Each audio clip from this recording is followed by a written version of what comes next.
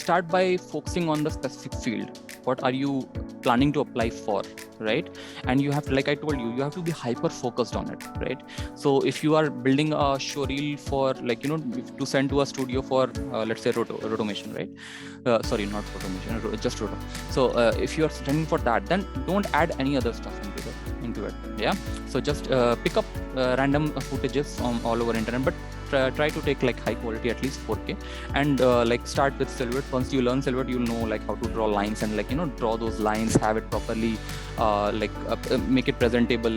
There are things where you can, like, color the background and just the foreground is the natural color, so it shows you that where the lines are. So you have to show them that you have extracted the images properly.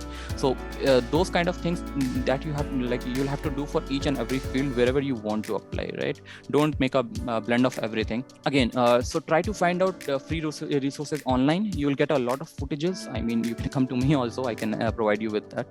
FX PhD, like I told you about, they will give you a lot of free footages. Even if you go to YouTube, a lot of channels will provide you with free footages from which you can, like, it will be 4K footages. So you'll have to do high quality work, because what happens in 720p or 180p, if you try to do it, the hairs will not be that much detailed, right? So, like, drawing, rotoing on top of it, it's not as not only impressive, it's like kind of difficult task to do.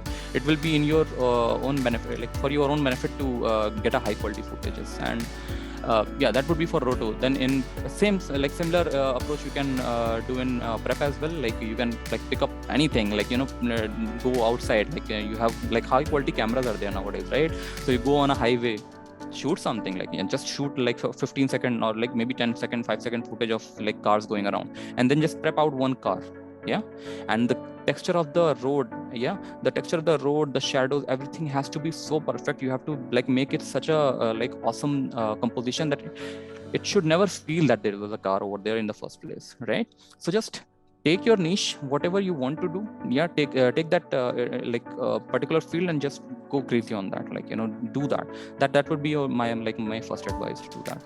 Other than that, like, obviously there are things which need polishing. So for polished, you can have a graphical resume. Like, those are also very popular in our field.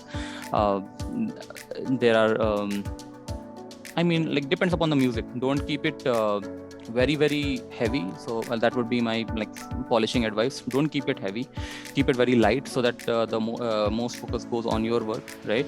Keep it not flashy, keep it subtle. People don't like, the people who are sitting to check your portfolio, check your resume, they don't like to, like, hear what do you call, very, very loud noises, right? Brushing noises. It doesn't look good. The more focus should be on your work itself, right? So keep it subtle, keep it calm, and then have at least 4 or 5 footages. Like, the more the better, but at least have 4 or 5 different footages. It would be on different targets. So let's say one can be of your face, one roto, one can be of car, like, a car moving, one can be of a helicopter, one can be of trees. Those tree leaves are very, very like affinity. So, like, it's very difficult to do them. So if you can pull it off, do that. So, like, if you have like 4 or 5 like really, really impressive pieces of work, that should be like more than enough.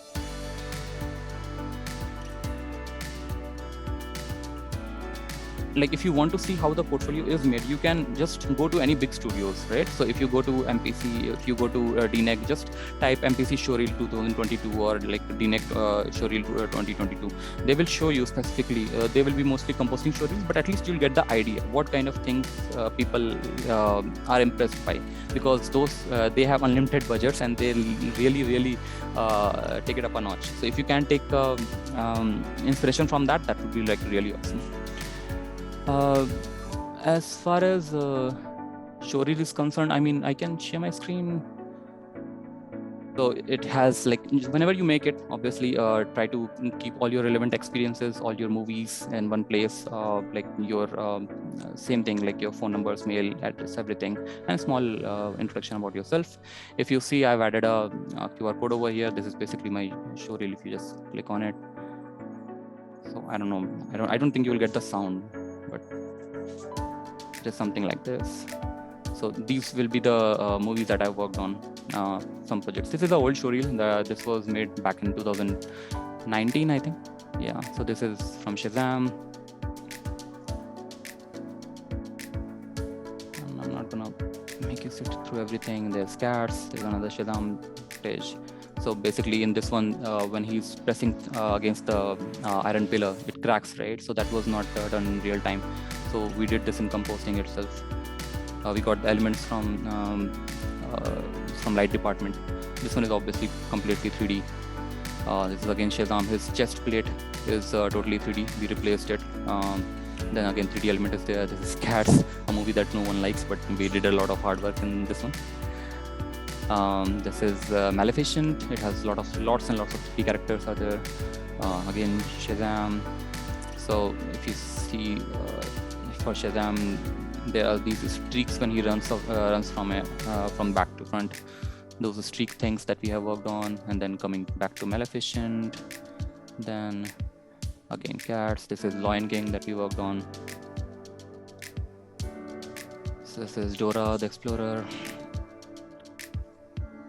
This is again Lion King, Shazam. So every time you see Shazam with this chest plate, right? This is Aquaman. This is Maleficent. Let Shazam plate go.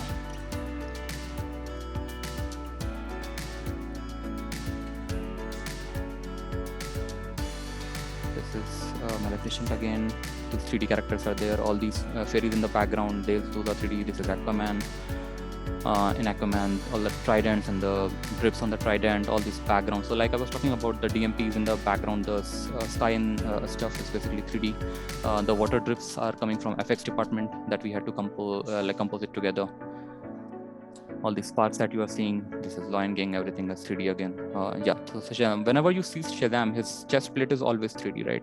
So each and every shot we had to replace this, because you can see a certain, light orb inside, like deep inside the chest. So the director wanted that kind of a look, that the orb is inside his chest, and whenever he moves his chest, rotates it, it looks like a parallax thing. So like it's really inside, right? That kind of a deal.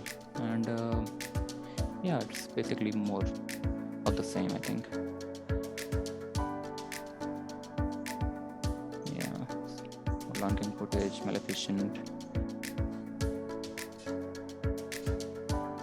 Yeah, that's pretty much it. Amazing. Thank you so much for showing that, Utkarsh. Yeah, thank you.